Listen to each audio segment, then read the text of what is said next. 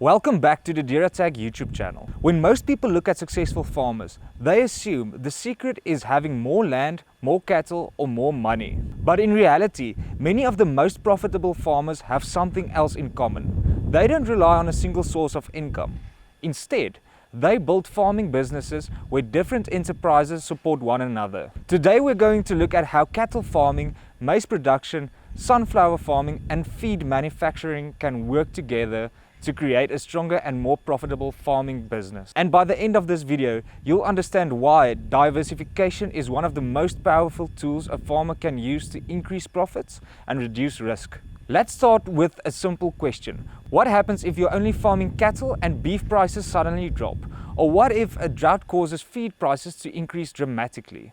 Your entire business feels the impact. The same thing applies to crop farming. A poor rainfall season or weak commodity prices can quickly reduce profits. That's why many successful farmers don't put all their eggs in one basket. They build multiple income streams. When one enterprise struggles, another can help keep the farm moving forward. Cattle are often the foundation of many farming operations. Whether you're breeding cattle, selling weaners, backgrounding animals, or producing beef, cattle can generate substantial income. But cattle have one major challenge: feed. Feed is one of the largest expenses on most livestock farms.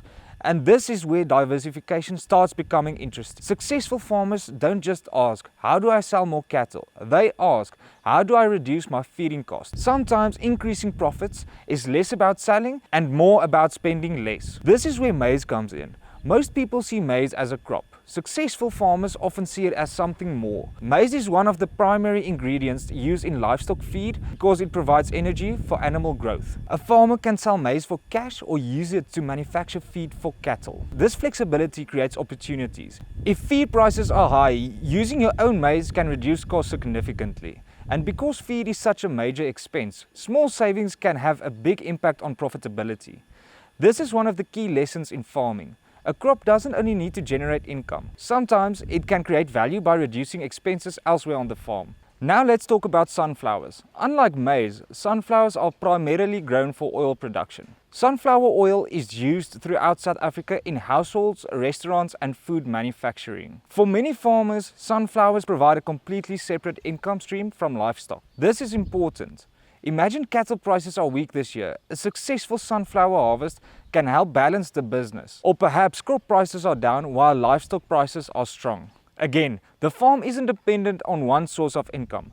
This is exactly why diversification works. You're spending risk across multiple enterprises. Now let's take it a step further. Imagine you're already producing maize. Instead of selling every bag, you use a portion of it to manufacture your own feed pallets. Now you've moved one step further up the value chain. Rather than buying all your feed from someone else, you're producing part of it yourself. This gives you more control over quality, consistency, and cost. And in some cases, farmers eventually produce enough feed to sell to neighboring farms as well. Now you've created another potential income stream. Let's put everything together. You have cattle generating livestock income. You have maize helping produce feed, you have feed helping reduce cattle production costs, and you have sunflowers generating additional crop income through oil production. Each enterprise strengthens the others. Instead of running separate businesses, you've built a farming system, and that's often what separates highly successful farmers from average farmers. They don't think in terms of individual enterprises, they think in terms of systems. They ask, how can each part of my farm make the other parts stronger? One of the biggest mistakes farmers make is chasing too many opportunities. Diversification doesn't mean doing everything.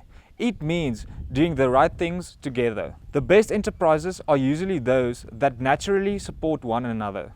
A good diversification strategy creates efficiency. A bad diversification strategy creates complexity. Before starting a new enterprise, always ask, will this make my overall farming business stronger?